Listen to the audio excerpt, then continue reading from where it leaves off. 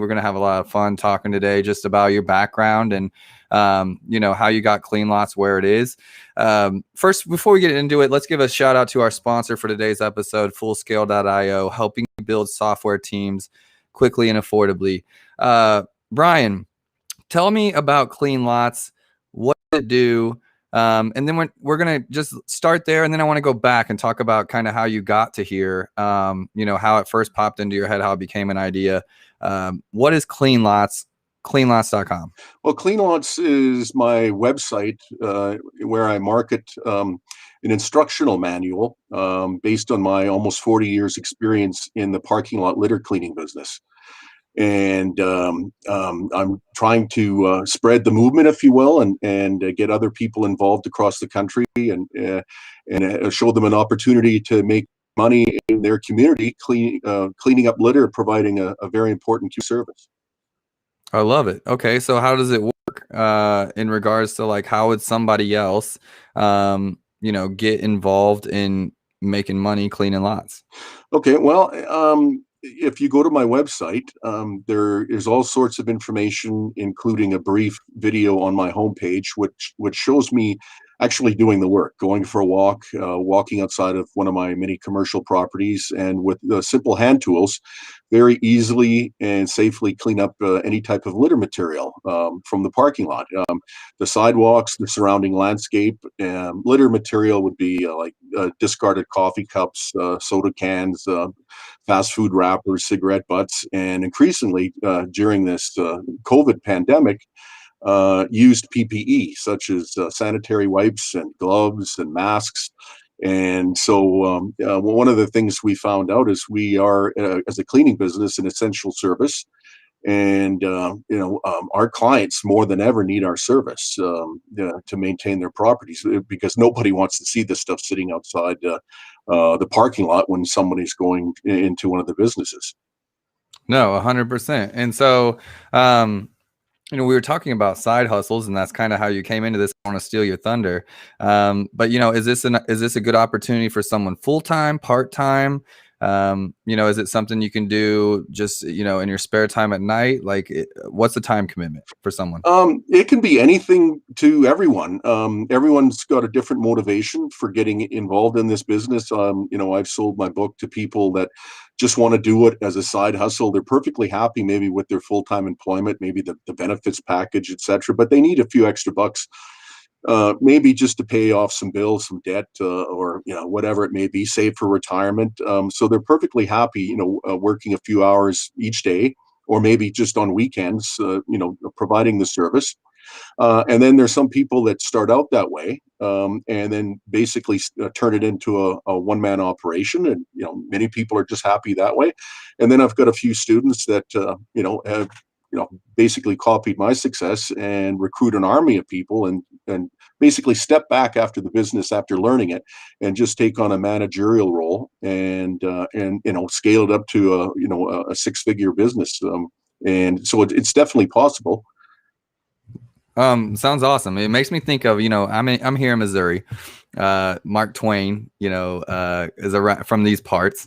And it makes me think of that, that Tom Sawyer Huck Finn story where, he starts off painting that fence for getting in trouble, and then he gets all his buddies involved, and, they kind of scale that operation. I don't know if you remember the old story. Yeah. But we were talking about, you started out just wanting to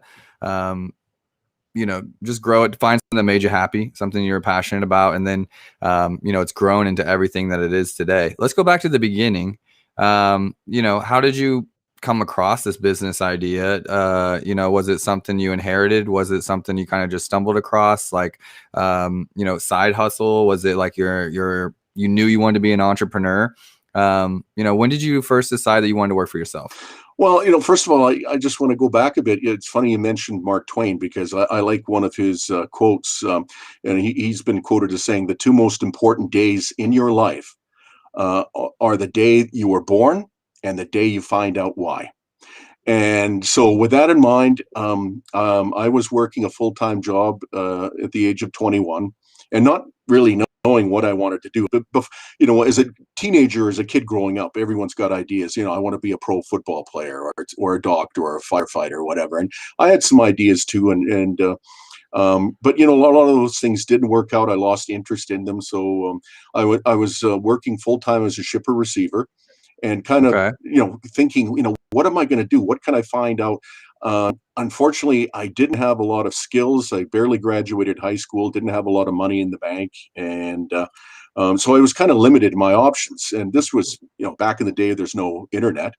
So I just started looking around my community, and wondering what I could do. And my father was a caretaker, or he worked as a janitor in the public school system, and he often had these side gigs that he did. Okay. I remember as a kid, he would shovel snow in the winter, sometimes cut grass in the summer, but he also provided a real interesting service, which was cleaning up litter outside a shopping plaza just a few blocks away from the family home. And he'd taken me along with him a couple times.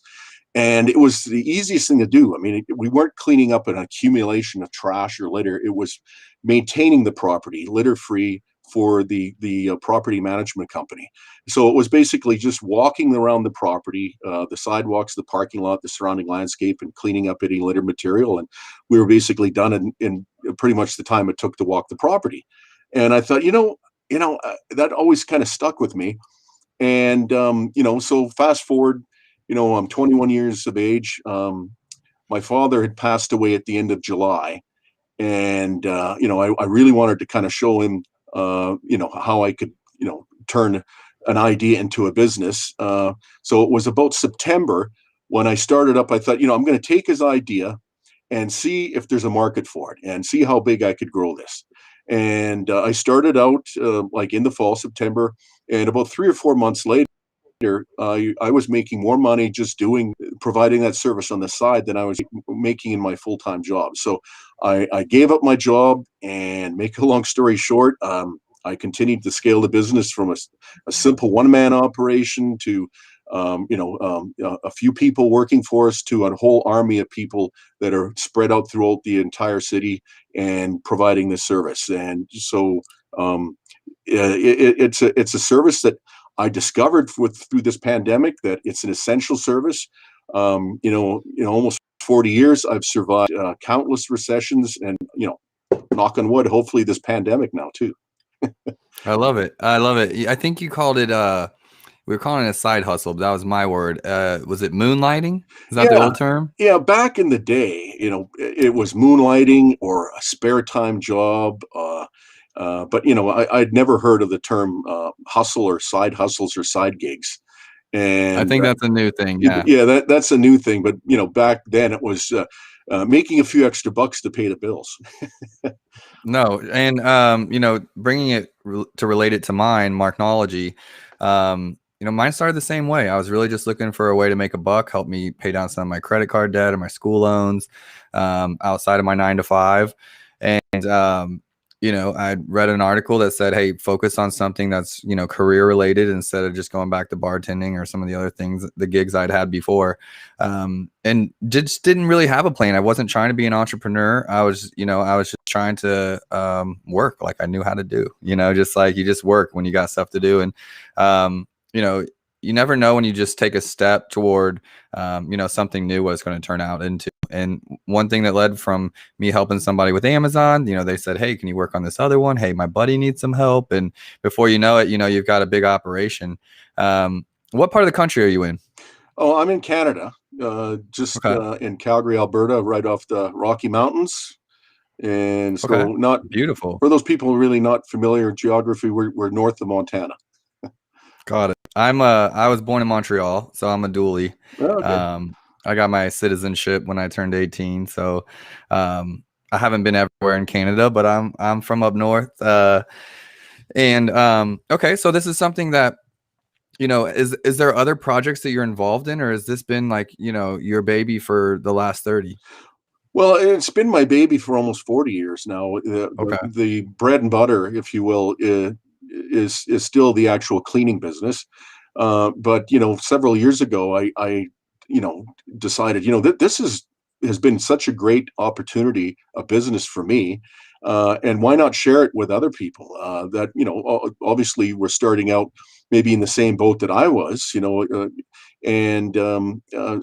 I created the website, cleanlots.com, and that's how I market the book and some related products. I also provide free support to anyone who buys my book. It is my way of giving back to business I and an love that. opportunity that has been so good for to my family and I. And so, And the environment. Let's talk about that. Like, yeah, I grew up in Africa till I was 16. That's why I was in French Africa, because I was born in Montreal. My parents, and beautiful country. Countries, like I lived in multiple countries over there in Africa. But sanitation, is something that when I came back as a youth, like at 16, and they had no ability to have sanitation or sewage or those kinds of things. So like trash everywhere in the most beautiful place on earth, there's just trash everywhere. And coming back, like I remember it was literally like almost like a pain point if I seen anyone littering, because I'm just like, how can you, we have all the trash cans everywhere. We have all this stuff everywhere.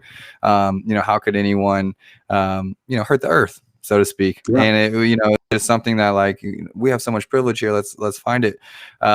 And I still feel that way today, honestly. Like, I'm the person to pick up the trash if I see it. And to have a side hustle that also does good for the environment, is really awesome, I think. yeah. Well, it used to bother me when I first started out, especially when I saw people just, they could be very close to a litter container on a sidewalk, and really it was almost invisible to them. They just ignore it, and they just drop whatever wrapper they just opened, or toss their coffee cup out their car window.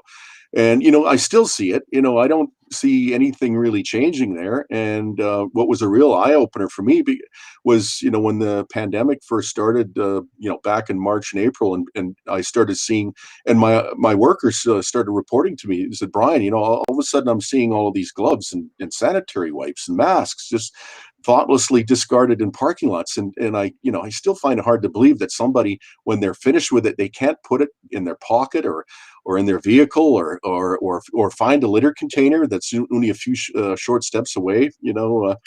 But it is what it is, and that's how I've made a lot of money over the years, is cleaning up after people.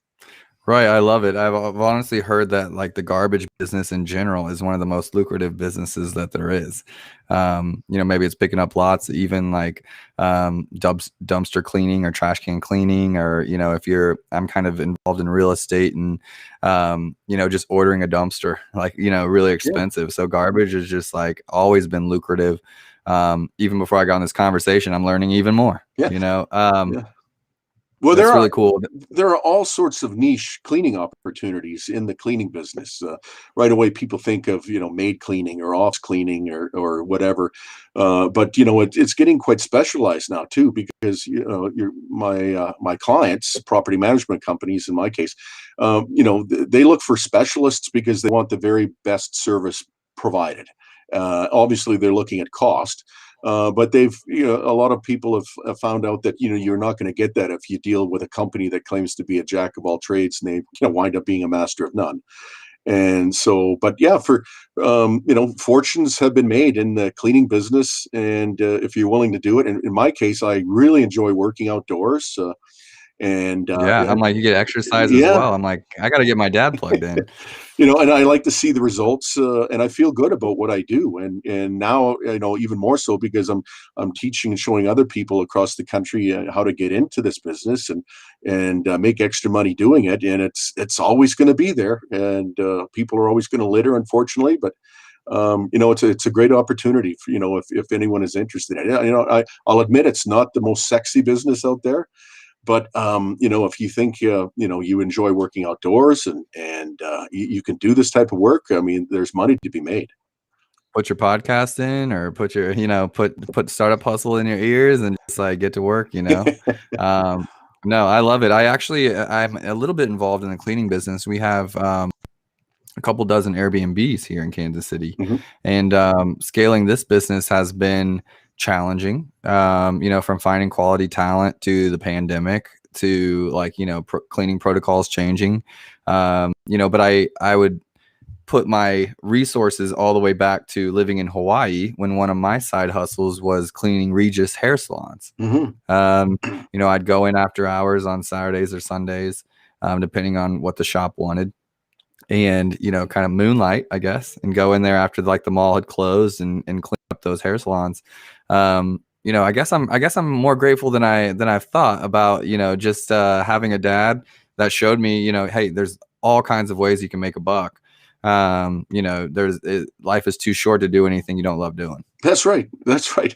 And you sound like we have a lot in common. From an early age, we were kind of thinking, well, how can I make a few extra bucks? And a lot of kids had lemonade stands, or they babysat, or they delivered newspapers. But I remember I must have been about 5 or 6 years old when I was kind of bored, I guess, and I saw some of my brother's toys, and I took them, cleaned them up, and threw a table in front of the street and started selling them. And started selling their toys. And so they quickly found out, and they came out, and they weren't happy with me. But I think I shared the profits with them, and they were happy to go out and get some new toys to replace the old ones that I'd sold. I love it, and I've always, like, I don't know if I attributed it to like growing up in Africa or not. And there's times where we'd be back in the US, like to raise money or deputize or things like that, and before we went back. But I always had 5, 6 lawns I was mowing, or like something I was painting. I've worked in a warehouse like you. I think you said you were in logistics early on. Worked at a warehouse, security guard, all those kinds of things. I think the difference is having that mindset of just like whatever it takes to get the job done, I'm going to get it done, and I'm not going to settle for anywhere where I don't feel respected, or I'm not enjoying what I'm doing. And I honestly love, my history trying all those jobs until I found something that was just a good fit for me. Instead of looking back on it and being like, hey, he's wishy-washy, jumping all over the place. I really think about people that are changing and trying to find that thing as someone that's just like unwilling to settle. I kind of see it almost completely different. That's right. I agree with you wholeheartedly. And you take a little bit, you learn a little thing about everything that you do from your experiences. And you, for example, you find out I didn't enjoy that. I wouldn't do that again. But that's part of growth, I think. Yeah, I think my worst job was the security guard job at Ameristar Casino. It's the only job I didn't give 2 weeks notice. I just couldn't be there a moment longer.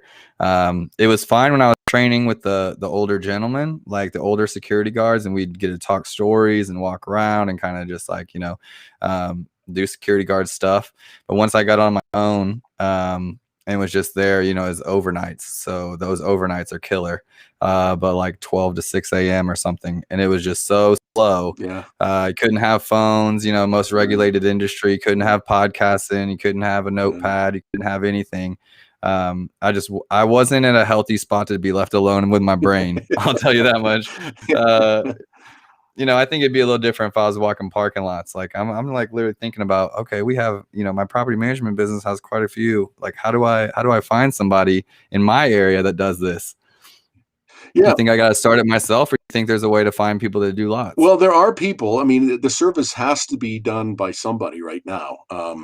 It could be a large landscaping contractor. It could be, a large cleaning business that, does a little bit of everything, like a day porter service. Sometimes property management companies will have building operators, and they'll task them with doing the litter cleaning. And most times my experience is the building operators can't stand doing the litter cleaning because their main function is to maintain the mechanicals, and they meet contractors, electricians, or HVAC contractors, et cetera, and they really don't have time to squeeze the litter cleaning in. So as soon as they find out about your service, they can become your greatest advocate, and they'll tell their boss, the property manager, hey, you know what, I discovered the service, and let's use them because it'll free up my time. My time is more valuable than do litter cleaning, and let's get the appropriate service to do it. So, but yeah, my business model has been successful because we provide better results for less money. And one of the things that I learned early on is you have to do more than you promise. So anybody can clean, anybody can go out and clean this or whatever. But I'll give you an example. If when we're there in my crew or at our various job sites, and if we notice some burnt out lights or fresh graffiti or stop sign knocked down on the property, we make a point to communicate that the very first thing the next day with our clients, and they really appreciate that. And what it does, they learn they can trust you, and they value you for providing more than what you say you'll do. And it just cements that business relationship, and they're more likely to send more business your way because they know they're getting more than what they're paying for. And a lot of cleaning businesses, and for that matter, any other type of business, if you take that attitude, well, that's not my responsibility, and you're missing out on a lot of growth from your existing clients. Yeah, I will say that in business is probably universal, no matter where you are, what business you're in. There's a whole lot of people that aren't accountable or don't take accountability, so when that you're a business owner and how hard it is to find good people, how hard it is to find people that care, people that are going to take ownership of something, treating that business's parking lot or their structure just like it's your own, and taking notes and communicating that, it really stands out in a world where no one's taking ownership or accountability. You got people that are there and care. It's just like it's a light bulb. Yeah. Well, that's one of the things that I keep stressing to people. Just don't forget that. And it's not difficult. You're not going out of your way to provide this added value. I mean, you're there anyhow, and you're walking the property, so it's nothing to make note of these things that you see visually, and then take a couple minutes the next day to pass those comments on. Well, I don't want to give away all your book, okay? So I don't want to give away all your tips, but I'm trying to get people a little hungry a little bit. What are some of your? I'm sure I can think of like commercial. I'm picturing like Walmart parking lots. I'm picturing like lease apartment complexes and things like that. But what are some? Give me some examples of of clients that you have, or ideal clients that would need this kind of service. Well, I don't really service any residential properties like condominiums because typically they have a resident manager that's oftentimes on site, and they're often tasked with doing that. So we focus on commercial properties, which could be retail, small to medium-sized strip plazas. We also do a few of the larger town centers, the big box stores. Then there would be the smaller office buildings that are 2, 3, 4 stories tall, that have a lot of medical clinics, maybe engineering firms, law firms, etc. And they typically have a parking lot and maybe underground parking garage as well. And then also the office industrial parks, where the same thing, you office in the front, warehouse base in the back. And there are far more of the small to medium-sized properties of each one of those 3 that I'd mentioned that contract the cleaning services out. So we do a lot of those properties, a different mix, and our services provided typically on a daily basis. With the larger retail properties, oftentimes it can involve weekend work.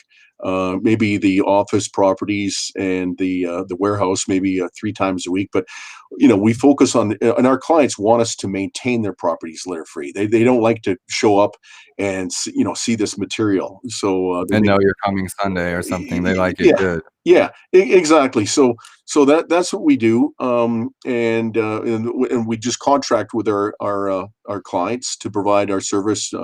Like the set service schedule, and so much per month, and then we've had some clients for almost 30 years. They're obviously happy with our work and the service we provide, but by nature it is contract work, so contracts are won and lost. But we've been fortunate in holding on to so many of our clients and our properties for such a long period of time. If it ain't broke, don't fix it. Right? Exactly. You do a good job. They won't go looking elsewhere. Yeah. I love it. It's bringing back some memories. I used to clean in Hawaii. We're talking about some of my side hustles, and my parents had a little cleaning company. We cleaned like doctors' offices and lawyers' offices, and we'd hit a whole bunch up in the same complex. We'd get those contracts, I guess, for some of the skyscrapers that would have a whole bunch of different businesses in there. and just go through all the offices after everybody was gone. But cleaning is such a lucrative business. You know, it's just, I think it's one of those businesses that not everybody wants to do. So, you know, people willing to pay, and it's not hard to sell it. That's right. And I think a lot of people have these misconceptions that it's dirty work. And in my case, you know, it's not. I mean, there's no bending over, there's no pushing broom. It's just simply going for a walk. And, you know, if you use the right tools, I mean, we utilize a tool, a litter collection tool, where it's almost as easily as walking up to a piece of litter material and without even slowing down much, sweeping it into the collection tool, and then, you know, onward with your walk until you get to the next piece of litter. And when the bag is full, we just empty into a waste dumpster on site. So there, you know, there's no bagging it and hauling waste off site. You just have to get out there and do it. That's the main thing. If you're persistent and you're patient, you can build this business, and then just provide the good work, and do what you say you'll do, and show up and do the work. And it's not difficult. It really is not difficult. It's, like I always tell, it's almost as easy as going for a walk. I got a motto. We have a motto that we say in my property management business. All you gotta do is show up and give a heck. Yeah. You know, and we don't say heck, but like, you know, show up and give a heck. Yeah. And like, you know, that's our standard. Like, just care, you know, Yeah. Be here, show up and care. You know, and I think that's, I mean, it speaks volumes. Yeah. You know, it can cover any number of things that you're doing. But I love that we talked about, hey, like, you know, if you want to create something, we're in a time of pandemic. There's plenty of people that need solutions like this, you know, ways to like supplement their income. Maybe someone's been laid off in the family or the household, or, you know, maybe someone's gotten sick, you know, God forbid. But there's plenty of opportunity. And so let's wrap it up here. Where can someone find, we talked about it, and I'm going to have your website in your notes. But where can someone find your book, you know, and get more information on how to set this up for themselves? Well, I tell people to go to my website first, which is cleanlots.com. And Okay. like I mentioned, there's the brief video. I actually even have a free download. It's a free guide for people that want to investigate this a bit more and find out if this is an opportunity for them. And then my book, of course, is also available on Amazon.com, Barnes and Noble, you know, Lulu.com, most of the major book sites. But I suggest, you know, start out, get some information from my website, cleanlots.com. Cleanlots.com. You guys heard it. I've got it up here on the screen for anyone that's tuning in live. We'll have it in the show notes as well, so you guys won't miss that if you guys are driving, listening to the podcast on the road. Brian, it's been fun digging into this with you. I have the utmost respect for anybody bootstrapped, anybody that's just scrappy and turns something into nothing. So I've really enjoyed having you on the show. Well, thanks, Andrew. I appreciated the opportunity. No problem at all. And once again, thanks to our sponsor, Fullscale.io, helping you build software teams quickly and affordably. We'll see you next time, hustlers.